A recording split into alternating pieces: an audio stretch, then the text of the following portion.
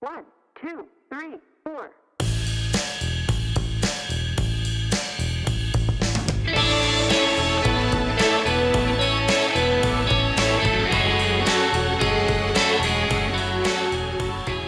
Hi, and welcome to the Vininspo podcast with me, Ed Merrison.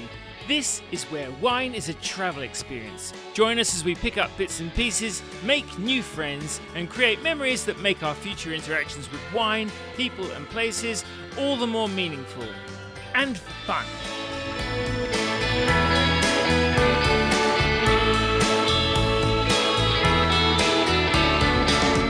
My guest on this week's podcast is New York-based wine writer Noah Chichester, author of the independent website winesofgalicia.com.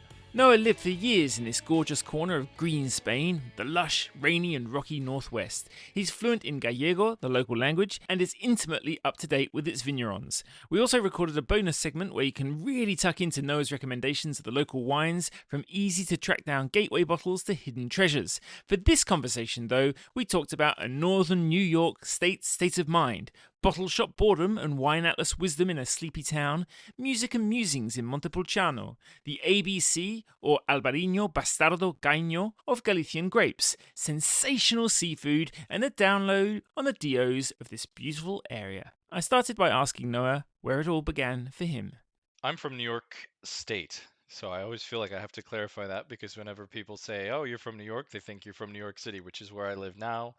But yeah, I grew up in way upstate, or as we call it, northern New York. They call it the North Country up there. So I'm from a town called Potsdam, New York, like Potsdam, Germany. Yeah, so a small town about, I don't know, 10,000 people thereabouts. Has a couple of small universities, hospital, but it's one of these funny things where you get outside and it's very rural. And so I grew up in a little village, but then you go outside and there's fields and cows and all of the farmland kind of stuff. Yeah, my parents were both teachers. So that's kind of the environment that I grew up in, which is not to say that I'm some sort of whiz kid or anything. I was a perfectly normal kid. But yeah, always loved reading, and maybe that's where the language thing came from. We're going to talk about that in a little bit, I guess. But there was always a lot of music in our house. Neither of my parents are musicians per se, but we always listened to a lot of music. So books and music, and that was it. Were you quite an outdoorsy kid as well? Yeah, I was. I was lucky being from the sort of rural area. You go out and we're close to the Adirondack Mountains as well, where I grew up. And so we go and hike and swim and do all of the things, ride bikes. We have two seasons, winter and construction.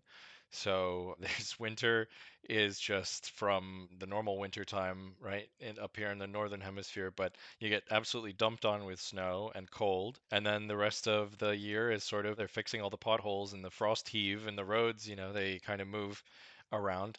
No, but it was a really great town to grow up in, very safe. You mentioned that your parents were teachers. What did they teach? So yeah, my mom just retired this past year. She was a Spanish teacher for her whole career, hence the sort of Spain connection, almost from birth.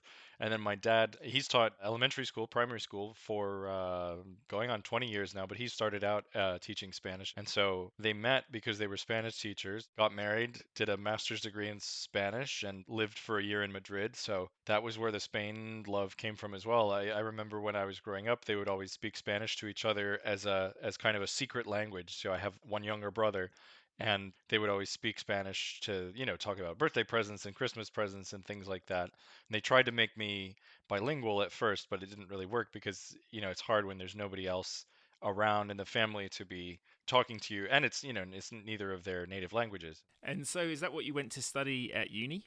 No, I studied history and I studied music. So I originally wanted to be a teacher, surprise, surprise, keeping it in the family and all that. But I decided that I liked music as well. When I was in, high school, I played the trombone for 8 years, and I also started singing, and ended up that I joined the choir at the university, and they said, "Oh wow, hey, you're not a terrible singer, so why don't you sign up for our voice program?" So I did. I ended up ditching the education thing after a while because I thought it wasn't exactly for me, and kept the history thing and then added the music thing. Do you still sing? I don't, I did when I was living in Spain. I was in a couple of choirs, but it's been a minute. I think I still have the chops, but I don't have the opportunity maybe. You must have, hearing your parents speaking Spanish, being around that love of cultures overseas, I guess that would have been quite influential when you were young. When did you first get your taste of Europe? Well, that was, I guess, was my last year of high school. It was a field trip to Spain. But I guess if you count Quebec and Montreal and all of that as our sort of North American equivalent of Europe with the cobblestone streets and the ancient, but well, ancient comparative, right? But old buildings. The town where I grew up is actually very close to the Canadian border. It's half an hour from Canada. So Montreal was only, I don't know, 2.5 hours away. So we'd go up there a lot. We'd go up to Ottawa and see when you get to Quebec and all the signs change into French and stuff. I remember as a kid it was so exotic, right? Because you grow up and there's all English, all New York, rural, whatever, and then you get there. But yeah, that was always fun, I remember, because it was just so different.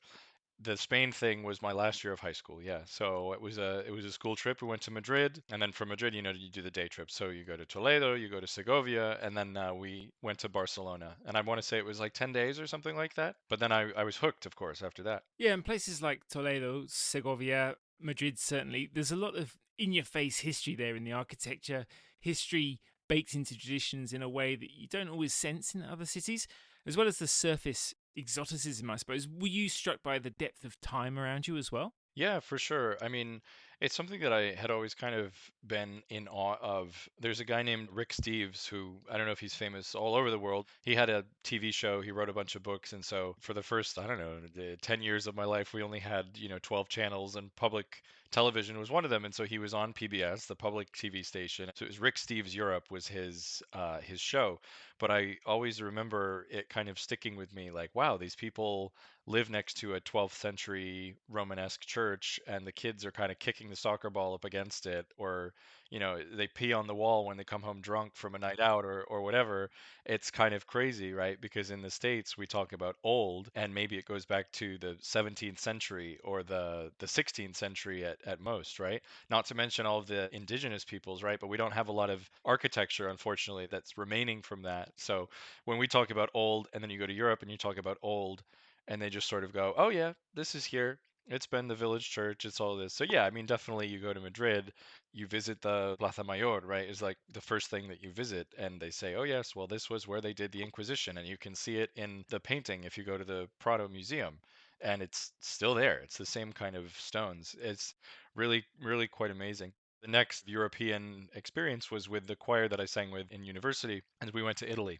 So we started out in Rome, and that was really something that gave me chills to be in the Colosseum, for example, and they have the stones that have a 2,000-year-old graffiti art carved into it, right? Like Maximus was here. It's really, really amazing. And so that trip also kicked off the real desire to, hey, maybe I can live here someday. I make no secret about the fact I loved being the one that everyone pushed forward when I was in a group to go and speak to the locals and go and ask questions and that sort of thing. Did you find yourself sort of naturally falling into that, sort of leading the way in discovering stuff? Yeah, and it's funny because I mean, I guess I got good grades in Spanish. I was trying to think back in high school and all that, but I don't particularly remember having this, aptitude for languages. But yeah, it ended up somehow that when we went on this Italy trip, I was the one. I always say that I have no shame, right? I have no embarrassment around just trying to speak my pidgin Italian or Spanish or well, not Spanish anymore, but French or Slovenian or whatever, right? And so I knew a few words and people seem to react to that. It's always funny because they say that the Southern Europeans, I guess with the generalizing broadly with the exception of the French, who are more protective of their language and their accents, that if you speak a few words of Spanish or you speak a few words of Italian, people are all of a sudden like, "Oh, you speak so well." So it was definitely like that. It was an encouraging thing as well that made me want to kind of go and speak a little more. Back to the Italian trip then. Was wine part of that trip? Did you sort of come across a few local things that piqued your interest? Yeah, one of the stops was in Montepulciano, and so I remember it was really just a touristic thing. Whatever winery, I couldn't tell you what it was, but whatever winery is in the main drag of the town, you go down into the cave, and I remember I didn't even know the word foudre at the time, right? I didn't know what these big barrels were called. It was just kind of, oh, look at the big barrels. But yeah, we did the tasting and all of that. And also, the choir director and his wife was actually my voice teacher, and they were big Italian lovers. And they always were into the food and the wine. And so I tried to sit next to them at dinner and kind of say, okay, so what's this and what's that? And what is, so the Chianti Classico Reserva and the Gran Selezione and all, what does that mean? I was always interested in it, right? But it was never anything that I thought about doing professionally or for a living. Was it something that you grew up around with your parents? No, God no. I mean, they drank wine, but they drank $12 Casillero del Diablo, Chilean or Spanish, whatever that was around, kind of the cheap red wine. Where did that wine bug bite? Where did you start to get interested in it? I started to work at a wine shop. I guess it was right before my senior year of college. Basically, there was a position open, and I was going to live above the store the next year, my senior year. And so the store owner was my landlady, and she said, "Hey, I have a job open. You want to, work the register and just be the clerk in the shop?" And I said, "Sure, yeah, sounds like fun. You get access to wine. You get, I think we got 20% off or something, which at the time was like, wow, I can buy a lot of boxed wine for 20% off." So really, when I started to get into it in earnest was, so the university I went to is in Western New York, actually pretty close to the Finger Lakes. So we had a lot of Finger Lakes wine. People would come in and ask for that, but it was during the summer. And it's a college town, and so it's pretty dead, even smaller than the town I grew up in, I think. So people would come in once a day, right, or something like that. But I'd be sitting there bored out of my skull, and people would come in and they would say, "Hey, I'm going to a barbecue. What wine do I bring?" Or they would come in and they would bring a bottle up and they would say, "Hey, what does this taste like?" And I, of course, legally could not buy it. And what could I say? I said, "Oh, this Chianti tastes like strawberries and tomato leaves," because that's what the back of the bottle said. Or I sort of furtively Googled it under the counter. "Oh, yes, this is what it tastes like," reading off the winery tech sheet. So your 20% off wine boxes isn't quite getting you the deep knowledge that you need. Not quite. No, no, no. Yeah, and so then I was sitting there, there's only so many shelves you can restock and counters you can dust and stuff like that. And so one day I found a ratty copy of the Oxford Companion to Wine, probably like edition number 1, high up on a shelf in the back, and I took it down and started reading it, and I said, "Look, if I'm going to kind of flat out lie to these people about the wine, I may as well have some kind of idea of what the wine tastes like, right?" So yeah, I cracked it open and started to read about the different grape varieties and parts of the world and all of that. And that's when it sort of clicked for me that wine is, it's something that really unites all of these disciplines, right? Geology, chemistry, biology, botany, and then you get into sort of the intangible aspects, right? Like poetry and art and things like that. So it was a really cool realization that summer that, hey, this wine thing is awesome. And then I remember, finally being 21 and still working at the shop, and I would use my discount, and it was still the cheap stuff that I was tasting. But I remember, like the first time, God, looking back, it's so funny what we were doing, right? But it was a Nero d'Avola from Sicily, right? And we were drinking it, and then someone brought a tub of vanilla ice cream, and so we were eating the vanilla ice cream and drinking this Nero d'Avola, and something clicked, and I was like, "Holy shit, this tastes like raspberries." And it was sort of the first time that I had gotten that exact fruit flavor out of a wine, because before it had been this kind of, oh well, it smells like red wine. Oh yeah, I guess there's some oak because I know that that's what a Cabernet or a Rioja or a Bordeaux or whatever smells like. But that was really the first time, So it was these little discoveries, these little moments of joy that kind of made me say, "Wow, I can do this. I can smell this and figure out what it's like." Well, not exactly a recommended food and wine pairing, ice cream and Nero d'Avola, but it's good that you had an epiphany over that. So, what then brought you to Spain? You've been already, you've seen Madrid, you've seen Toledo, you've been to Barcelona. Then something obviously took off in your experience of Spain and your love of it. Well, it was really sort of a desire to not spend money on a graduate degree before being really sure about what I wanted to do. I was just on the cusp of finishing university.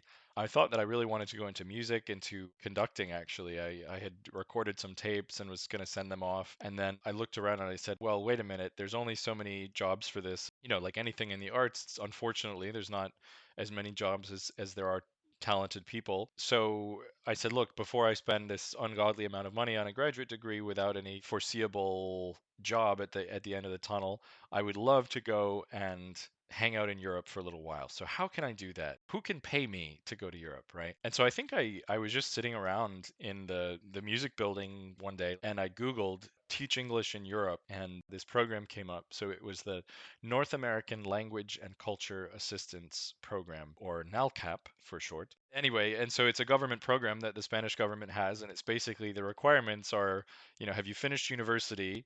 Are you a native English speaker? And are you a living, breathing person? And that's it, right? There was no teach English as a foreign language certification or anything like that. And so on a whim, I applied. I put in my application, and I was accepted. And when you do the application, they give you a choice between the autonomous communities, right? The different sort of areas of Spain. So you have Catalonia, the Basque Country, Andalusia, and they put them into three groups. And you had to pick one from each group and then kind of put it in order. And so I remember I put Galicia because I thought, wow, this looks really cool. And sort of the secondary reasoning was, look, I can't go to Andalusia because I'll melt. I'm from northern New York, and so I can't go there. I better go to the north. So then I ended up getting placed in Galicia in an official language school teaching English to adults. It was the best job because we would speak like you and I are speaking now. So my job was not to teach the nitty-gritty grammar and all of the prepositions and the conditionals. Yeah. It was just to go in and talk and to sort of facilitate conversation and say, all right, well, from a native perspective, what you're saying sounds just a little bit wrong because you're using this word instead of that word, whatever. But we would talk about things like gentrification and Airbnbs and loneliness among the elderly and the environment and climate change or genetic engineering, things like really interesting topics. So it was an absolutely fantastic job. And I ended up in a city called A Coruña, not La Coruña, but A Coruña, which is on the northern coast of Galicia. It's about 250,000 people who live there, and it is absolutely beautiful. I just fell in love and spent 3 years there. Was there anything about the Galician character that you picked up on early on, the way that they viewed the world versus the way that you did before you went there? As a good Galician, I could say, well, it depends, right? So the first thing that anyone really tells you about Galicia is that they don't give straight answers. They sort of twist and turn their way around making any definitive statements of fact. There's actually a joke in Spain that says, imagine you're going up the stairs and you come to the landing and you meet a Galician on the landing. He won't be able to tell you if he's going up or coming down. And I think the other thing that I started to learn was sort of that a lot of stereotypes have some grains of truth, but they are widely untrue. You hear, oh, the Galicians, they're so closed off and they're so suspicious and they don't like outsiders and blah blah blah. And it's all a load of crap. It's ridiculous. Everybody was super welcoming. As a foreigner, as an American, right? Sometimes I think we have the reputation of going throughout the world as the ugly Americans, right? The loud tourists and all that. You start to learn about the Galician personality. They'll start with a bueno, which is like, well, I don't know. And even in English, right, they would start with, I would say, oh, so what do you guys think about this? And they would say, well, I don't know. What's the culture, what's the vibe of A Coruña like from an outsider's point of view when you go there for the first time? It's a beach town, but it's not overtly beachy. It's sort of on a peninsula. So it's got this, I don't know, can I call it a boardwalk if it's made out of stone? It's got this promenade, I guess. It's funny because that was one of the things that we always had to do in the classes. Every year that I was there, the first class would be sort of like Coruña for Dummies, explaining it in English. And so in Spanish they call it the Paseo Marítimo, right? But in English they translated it to the sea promenade, which sounds very posh. Yes, the promenade. It's actually kind of fitting, right? So when I say it's a beach town, I mean, you'll have people, office workers, who will go down on their lunch break and sort of lay in the sand and eat their lunch and kind of get their tan for 45 minutes, an hour, whatever. And you'll also have people surfing on the weekends and people cycling and running around the Paseo Marítimo. But you also have quite a lot of posh people. If those who are listening know Zara in Spanish, right? The company is called Inditex. And so the guy that founded Zara is Amancio Ortega. He's like the richest man in Spain, and I don't know, he's typically on these richest men in the world kind of lists. So they've got the factory around the corner in Arteixo, which is the town next door, and so you have a lot of designers and models and photographers and people who are related to Inditex as well in the city. So there is kind of that current of posh people walking around wearing the latest fast fashions and trying to show them off and kind of preening before everybody else. But then if you go into the not even the outskirts of the city, but if you go a little further away from the sea, away from the center, that was where my first apartment was, and it's a totally an immigrant neighborhood. You know, you have a lot of Senegalese immigrants, you have a lot of immigrants from South America, Venezuela, Colombia, you have a lot of immigrants from Morocco as well. So it's sort of a multicultural city in that aspect, but I think that it's kind of interesting that it's walled off in a way that the immigrants sort of stay in their area and the posh people stay in their area and never the twain shall meet. Most people go on cruise ships, right? Tourists. So there is an airport, you know, you can fly in, but a lot of people go on the cruise. And so we saw a lot of British tourists, right? Or German tourists, and really they'd get off at the cruise terminal, which is in the marina. They would walk around the marina for an hour and that was it. They would see the old city. But if you take the time to look around, it's really quite awesome and beautiful. I remember that Coruña and Vigo have a bit of a rivalry going, not least because of what happens on the football pitch. Oh yes. How do you characterize Vigo as a place? I think in Vigo there's a little bit more of this working class energy, and in Coruña definitely reputation wise they call it Pijolandia, so like Poshville, right? But yeah, the football rivalry is real, I have to tell you. It often stays peaceful, but when it doesn't stay peaceful, woof, watch out. Just from a tourism perspective, there will be some people going to these places for the first time. One of the most striking things that they'll probably see anywhere is something like the cathedral in Santiago. What do you think about that city? A friend of mine always describes Santiago as like a tiny village that happens to have a cathedral. And I think that's spot on, right? Because at least in the old city, you can get from one end to the other walking in 10 minutes. I remember the first time I was there, I took the train. It was my first week in Galicia. I took the train from Coruña to Santiago at like 6 in the morning. I don't know why. I was excited, I guess. But you walk up the hill from the train station and then you cross the road that gets into the old city. And there it is. There's the cathedral. And it's amazing because even then there were pilgrims who were arriving into the Praça do Obradoiro, which is the big plaza outside of the cathedral. And so that's the ending point of the Camino de Santiago, or Way of St. James. So Santiago is really cool because you have all these pilgrims all over the place coming in, especially in the summertime in the high season. But you also have students during the year. It's a big university town as well. The University of Santiago is right there in the center. But it's got this village energy. It's a cool place to be for sure. You can't miss it when you go to Galicia. It's my sense that Galicia is a little bit in a period of flux because it was seen as a place that everyone left.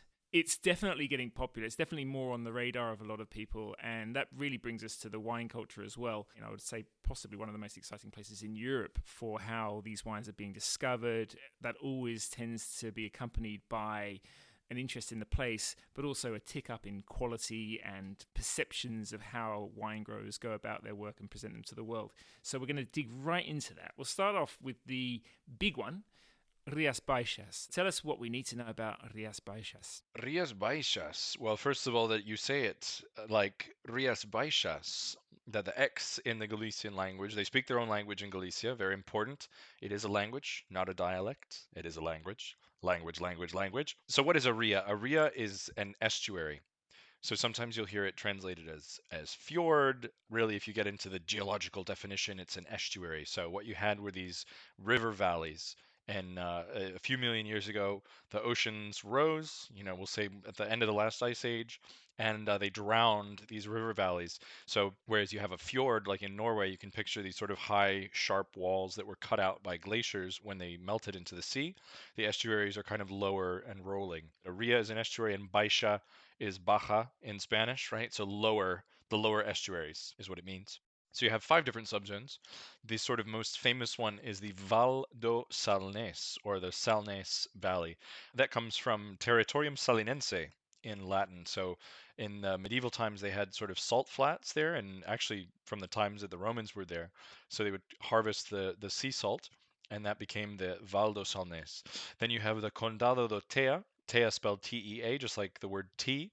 It really means the county of the river Tea. So that's kind of more inland. It tends to be a little bit warmer and drier. Then you have O Rosal. Rosal, again, in Castilian Spanish means rose bush, but here again, nothing to do with the rose bush. They say that it comes from some sort of Latin for like to till the land because it was always very fertile and agricultural. And then you have Sotomayor, which is really around the town of Sotomayor. And then up north, kind of getting up closer to Santiago, you have Ribeira do Ulla, which is the banks of the Ulla River. So those are 5 subzones. The things to know is that the rain in Spain falls mainly in Galicia, in Rias Baixas. We tend to think of Spain as being dry and arid, but all of that rain makes it part of this green Spain, this kind of corridor that you get into Asturias and Cantabria and the Basque country. And Albarino is the grape par excellence of the region. It was not always that way. They did a study actually, an archaeological dig discovered in this, well, actually a salt flat near Vigo, grape seeds preserved in amber from 2,000 years ago when the Romans were hard at work harvesting salt in Galicia around Vigo, and they compared them to modern day Albarino seeds, and genetically they were remarkably similar. So, over the years, there's been different theories that, oh, Albarino, white from the Rhine River, and all of the, it's all hogwash. Don't listen to it. Albarino is from this area between Galicia and northern Portugal. If anyone from Portugal is listening, they would say, "Oh, it's ours," and the Galicians would strip me of my Galicia expert title if I said it was from anywhere but Galicia. So we'll say it's from around up there, right? But then you have other red grapes that used to be planted as well, like Espadeiro, like Castañal, and then you also have things like Soson, Mencia, which is not from there, but is kind of widely planted as well. So Albarino, the wine, of course, everybody thinks of it as this kind of dry, crisp, almost Pinot Grigio, Sauvignon Blanc, maybe like a Sancerre, analogous kind of thing. But the grape actually has a really great potential to age. And just like Riesling, it can actually develop TDN. It can develop these petrol notes if you age it in bottle. I've had some 10, 12-year-old Albarinos that were really, really fantastic. So the top producers kind of can age their Albarinos as well. And then as far as the wines go, what I would say is just there's such a wealth of good wine. Nowadays it's really hard to make a bad wine, a flawed wine, unless you're kind of, trying to. With modern technology, it's really impossible as long as you do everything right to make a bad wine. But many, many, many Albarinos are very good to great wines. You have some mediocre Albarino out there, sure. But I would say as wine regions go, there is a remarkable level of quality there. And that, I guess, is the talking points for Rias Baixas. Yeah, and when we say Albarino is in the blood, I mean, you just can't overstate these crazy little plots of vines, a few Albarino plants in every backyard, vines creeping through the outskirts of towns. You're just immersed in wine, like in few other places when you're in, say, Val do Salnés. I think so, and I think especially now that the Albarino boom has taken off. So Dio Rias Baixas was formed in 1988. So since then, there's been this Albarino boom, and everybody's planted Albarino or they've been involved with Albarino production. You also have canning and fishing are pretty big industries. And the drug trade was actually big back in the day. So in the 1980s into the 90s, Galicia was the number one port of entry for cocaine into the European Union. So you have all these rias. Galicia's got a crazy long coastline, and you have all these craggy inlets. The story's kind of crazy. They first started out during the dictatorship of Franco doing contrabando, doing contraband, right? Moving medicine and essential supplies from Portugal. Then there was a ban on tobacco. And so they ended up importing crates of Winston cigarettes into Galicia, which went out to the rest of Spain. And then at some point in the 80s, the Colombians came calling and they said, "Hey, we need partners. We heard you're really good at contraband." And so they said, "Okay, yeah, sure." There's a couple of series. I believe the English title is Cocaine Coast, but there was a book that was written called Farinha. Farinha is the word for flour in the Galician language. You understand the correlation there.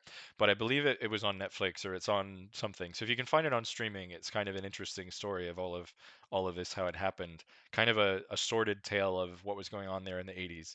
But the wine definitely has taken off, and now there's canning, there's fishing, there's tourism. A lot of people from Madrid will go up to Rias Baixas to take their vacations. So really just a beautiful, beautiful place to be. We'll go around the other regions of Galicia in a second, but while we're here, food. Can you just reel off some of your favorite things? Oh man, razor clams, lobster, oysters, mussels, cockles, scallops, all kinds of scallops, grilled scallops, langoustines, shrimp, sea bass on the grill. Oh my gosh, there's too many to count. And then you also get into sort of the tortilla, right? The Spanish omelet. They've got kind of a special, like, picture a jammy egg, right? Like a hard-boiled egg, but kind of jammy in the middle. And that's the texture that they make the tortilla in Galicia. You've also got something called rasho, which is sort of pork loin cubed up and diced up with all kinds of thyme and garlic and spices. You've got chorizos, you've got everything comes with French fries, as I would say, right? Chips. It's just a food paradise. I think it comes from kind of historically being starving, right? Is that they say have a little, and it's 5 kilos of food on your plate, unceremoniously dumped, right? Truckload of food. It is insane. You will eat more than you've ever eaten in your life. Yeah, I mean, let's face it, wine regions all around the world, you get excited about the prospect of having some lunch, sitting down with friends, ordering some wine. This is as exciting a proposition as you can get, I think, sitting down on a terrace in a Galician town and getting ready to have a banquet. Yeah. Well, the thing is, it's cheap. It's cheap too. I mean, the quality that you get for the price is unrivaled in the world. You can go to these crazy restaurants in Madrid, but why would you? I mean, they get all their seafood trucked in from Galicia every day. So why would you not just go to the source? I mean, the most amazing experience that you can have is sitting in a little beach bar, eating your, fried calamari or your razor clams or whatever with a glass of Albarino. It is absolutely unbeatable. I agree. Before we leave Rias Baixas, we have mentioned the term DO a few times. Just to be clear, we're talking about these Spanish regulated regions, denominaciones de origen, of which there are 5 in Galicia. It's quite rare for one of these to be split up into non-contiguous regions, but you've outlined those 5 subregions, so they're not bordering each other. Correct. Just as a sort of broad brushstroke way, when people are kind of finding their way around Albarino, as you say, there's an Albarino for everyone out there. It ages as well. But from those subregions, what are the sort of broad brushstroke differences that you might find from drinking perhaps something from Val do Salnés or further south in O Rosal or Condado del Ter? Yeah, I mean, what I'll say is that the majority of Albarino, I think there's 178 wineries in Rias Baixas, and something like two-thirds of them are in the Val de Salnés.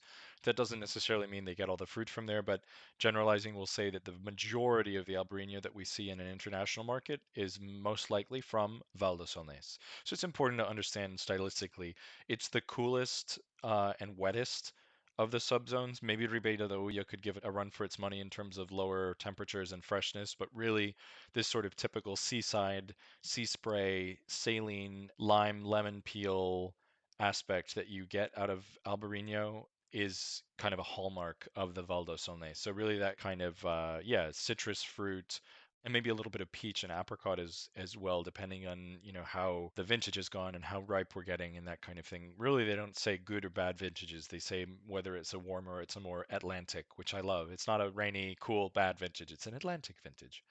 And then, if you are lucky enough to find someone who is making wine from Condado de Tea, and you can establish that it is all from Condado de Tea, what I get out of it is more of a riper citrus getting towards this orange. I always make the comparison to something pretty common in school lunches here is these little Dole mandarin oranges in syrup that come in these little plastic containers and you peel back the plastic and you eat the little orange slices, right? And so that's what Condado de Tea Albarino smells like to me, is this kind of mandarin orange, orange blossom, a little bit riper, a little bit, you still have acid. The acid is a hallmark of the Albarino grape, but just a little bit riper in terms of the citrus fruit, a little less in this lemon lime peel zest kind of thing, and more into a crisp kind of grapefruit, orange, that citrus family, as well as a little bit more white peach and apricot. They get just a little bit riper.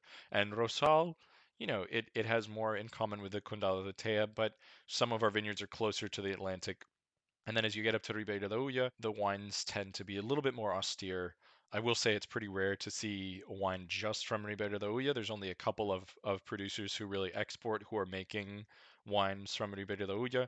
It was kind of controversial when it was included in 2000 because a lot of producers during this Albarino boom, they said, look, we need fruit. Where can we get Albarino?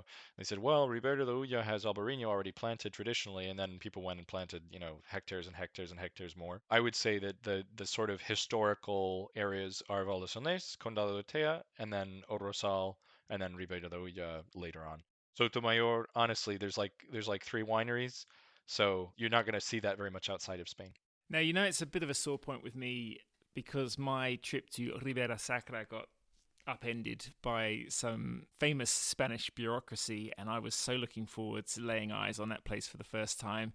But I'll allow you to make me incredibly jealous by telling me what you saw when you first clapped eyes on that area. Ribera Sacra appears out of nowhere. So you're driving down the highway and you're looking and it looks like there's just regular horizon in front of you. And you drive sort of down the highway and it's getting lower and getting lower. And then all of a sudden you come around a curve and it is the most spectacular canyon that you've ever seen. On the one side, totally forested, and on the other side, covered in vines. The river is 300 meters below you, and you go and you're white knuckle on the wheel, and you're going so slow. You're going 10 kilometers an hour because you're trying to look at the scenery and you're trying to look at the road, and you're thinking, oh God, I don't want my car to tumble down into the river. It is absolutely incredible to see. The Ribeira Sacra was formed basically by this massive geological upheaval millions of years ago. So it's not a canyon that was made through erosion.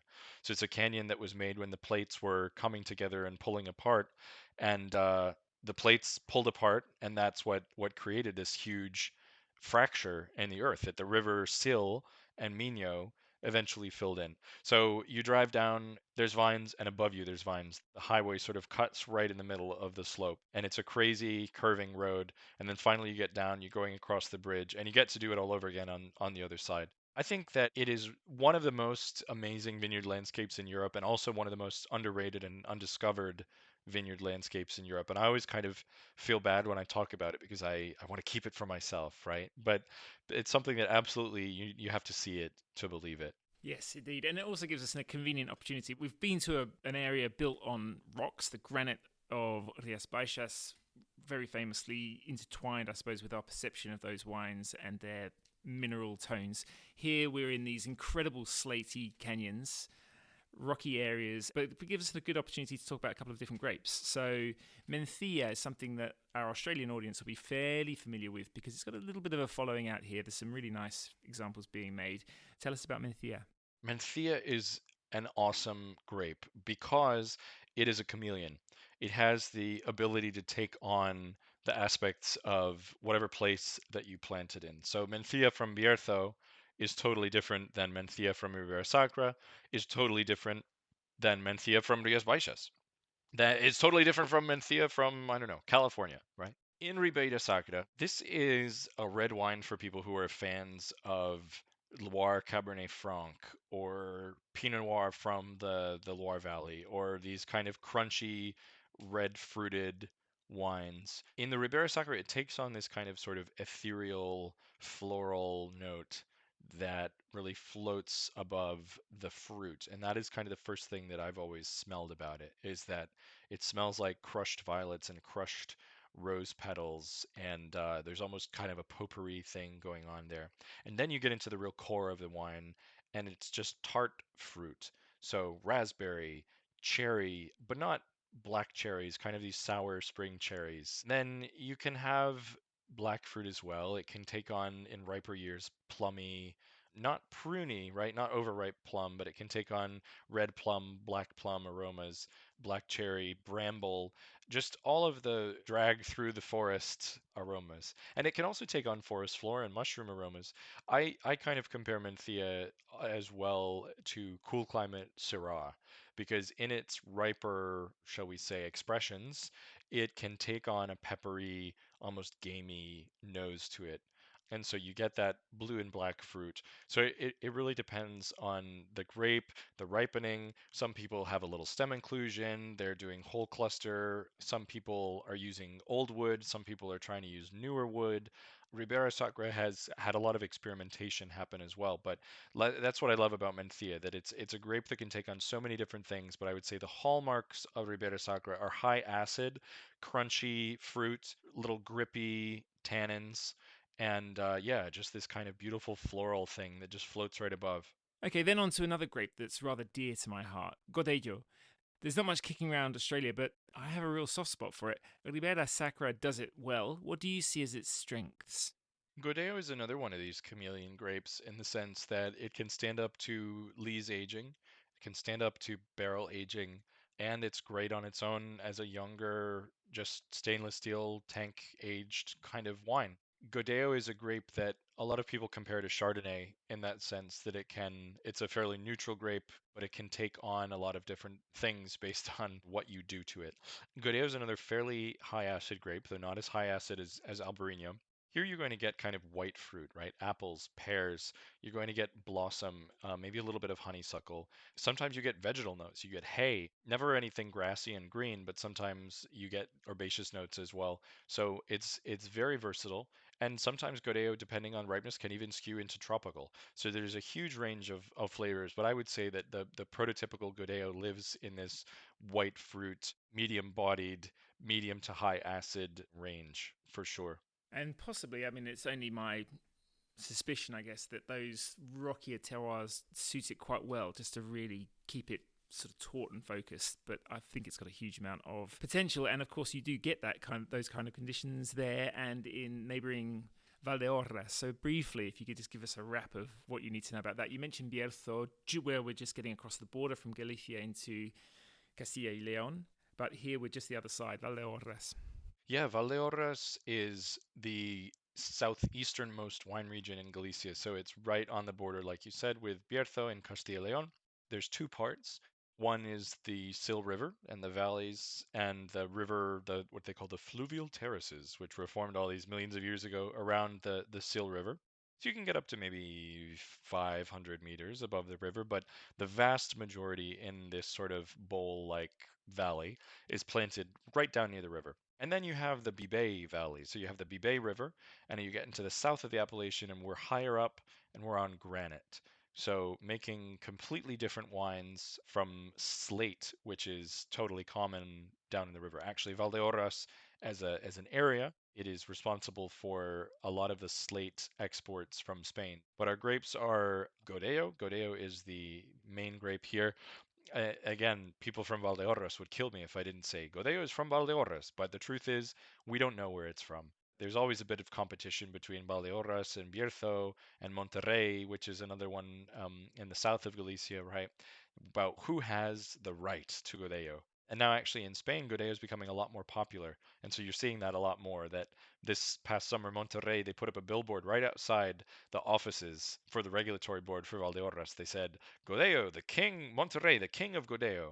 And then Valdeorras next door has their billboard on the highway that says, Godeo is from Valdeorras. So it's pretty funny to see how they fight over it. But yeah, that's what you need to know about Valdeorras. Very good. And you mentioned Monterrey, so I guess that's probably where we should go now. There's obviously a famous Californian wine region called Monterrey on the coast, or Monterrey rather, on the Pacific, growing Pinot Noir, Chardonnay, other stuff pretty well. But here in Monterrey in Galicia, a different story. Monterrey means the King's Mountain, Monte Rey. And actually, Monterrey, Mexico, and Monterrey, California are named for Monterrey, Galicia, because the viceroy of New Spain back in the colonizing days was the Count of Monterrey. So Monterrey is Galicia's smallest wine region by number of wineries. There's 28, maybe 29 as of this recording. There's a new person registering. And their grapes are essentially Mencía, Godello, and a little bit of a grab bag of other grapes are authorized there, like Albarino, Treixadura is authorized there as well. But mostly what you'll see, if you see anything, is Mencía and Godello. Okay, and last but not least, Ribero, which gives us a chance to talk about another white grape that I think is pretty cool, Treixadura. Ribeiro is definitely what I would say is if Rias Baixas is the gateway drug into Galician wine and Ribeira Sacra is the sort of all right, I've geeked out over Mencía red wine. Ribeiro is the best of both worlds here because you have really amazing white wines and you also have really killer red wines that nobody else knows about, nobody else is drinking. Ribeiro is the oldest wine region in Galicia.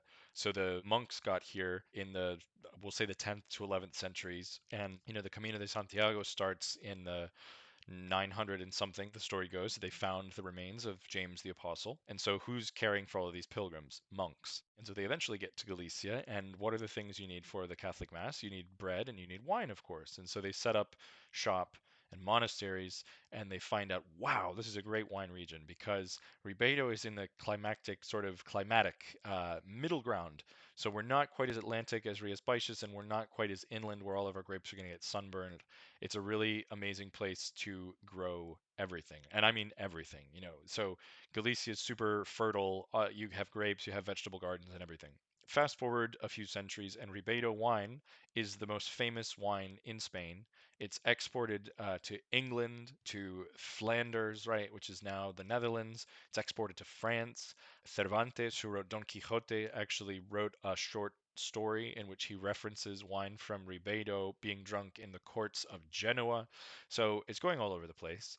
Then, of course, the Spanish, being the Spanish, they screwed it all up. This guy, you may have heard of him, Felipe II, and you may have heard of Queen Elizabeth I. They decided that they wanted to get into a little fight, and Felipe sent the Spanish Armada. We all know how that ended up. It sank in the English Channel. But one of the consequences of this Anglo-Spanish War was that Ribeiro wines were banned from being exported. So the English, of course, historically have been very smart with their trading. So they kind of quietly retreated and they went south and they set up shop in a sleepy little town called Oporto. And that was the start of Oporto, right? Is that they got wines from the Douro, which incidentally, a lot of Galicians went down to the Douro to build the terraces, just like you have terraces in Ribeiro and Ribeira Sacra. But for Ribeiro wines, it was really kind of a sad decline after that. Had a lot of emigration, disease, poverty, and then in the 1970s, you had kind of a group of pioneers who brought it all back and they replanted and recovered native grapes like Sochon and Brancillao and Ferron and the red grapes, and of course, Treixadura and the white grapes. Fantastic. What a history lesson that is. As we said, Galicia's had times when everyone's moved away. Now it seems it's in the middle of something big. Yeah. Where is Galician wine now, and what do you hope will be its near future? I think Galicia has now been discovered. It's been launched onto sort of the world wine stage. So it's whereas 20 years ago it was a toss up if someone had heard of Albarino or Mencia. Now you really have people who say, "Oh yes, of course, Galician wine." I think now they're getting into the terroir conversation. So you have to walk before you can run. You have to crawl before you can walk. It makes sense, right? But now people are really saying, look, within the Val Salnés, places like Meaño and San Xenxo should be our kind of Grand Cru villages. But people, because of the Albarino boom, have planted. I was with a winemaker a couple of years ago, and we were driving around, and he said, "Do you see that? That used to be cornfields." And nobody ever planted vines there in the old days because the old timers knew that when it rained, it would flood because the soil's not right. But now people plant Albarino there. So I think that now the pendulum is swinging back towards a more thoughtful approach to terroir, not just in Rias Baixas, in Ribeira Sacra as well, and in all of the wine regions, talking about how can we isolate villages and parcels and plots, and also kind of a return to history. Where have people historically planted vines? What's been good? And how can we add value to our wines? In Ribeira Sacra, for example, one thing that's happened sort of is this mass exodus because there's a red wine surplus globally. People are not drinking as much red wine as they used to be, and the region started out making these kind of what in Spain they call vino de chateo, which is a chato is like a short glass, and so you can drink a bunch of them at once over your bar hopping, your tapa hopping, whatever. The idea is young wines, uncomplicated, able to just be drunk, and you don't think anything of it. So now they are kind of going to the terroir parcel specific, vineyard specific. Hey, we have this great spot. What if we made a wine from that? And how can we fully realize the potential of our vineyard? So, what I hope will happen is that kind of what you referred to, all of this outside investment, all of the attention on Galicia will allow the Galicians themselves to kind of raise their own self esteem and say, look, we have great, amazing terroir, we have amazing grapes, and now we finally have the winemaking knowledge and sort of the chops and the bona fides from 30 to 40 years of being a wine powerhouse that we can get into this and now get into the next level where we ought to be.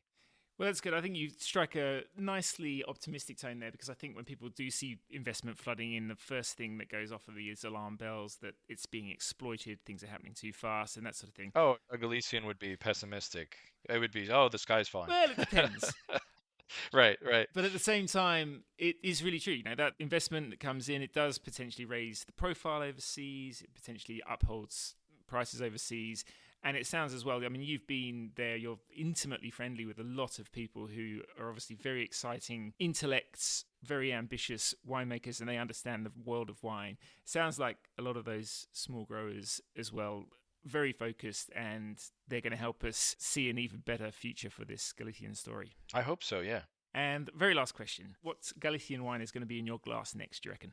Oh man, that is a great question. It's like asking someone to choose their favorite child, right? I love all of it. I've been on a big sort of Maranhão, Brancalhão, which we didn't even talk about, right? These kind of crazy other Galician grapes. Next time. Next time, yes. Yeah, I've been on a kind of different minority Galician grape kick. So maybe I had a bottle from Fedeos do Couto, producer geographically in Ribeira Sacra, but not within the DO, the other week that I really enjoyed, and that was Bastardo or Maranhão or Trousseau, however you want to call it, and that was really great. So maybe another Bastardo or Maranhão.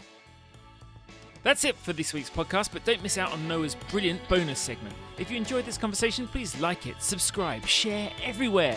You can also subscribe to my Substack. That's edmerison.substack.com. Comments are welcome. Please let me know what you'd like to hear more of. In the meantime, huge thanks to my friends Lucas James for the music, Neil Williams for the artwork, Elizabeth Clancy for the edit, and to my guest, Noah Chichester. Till next time, live wine to the fullest. Cheers.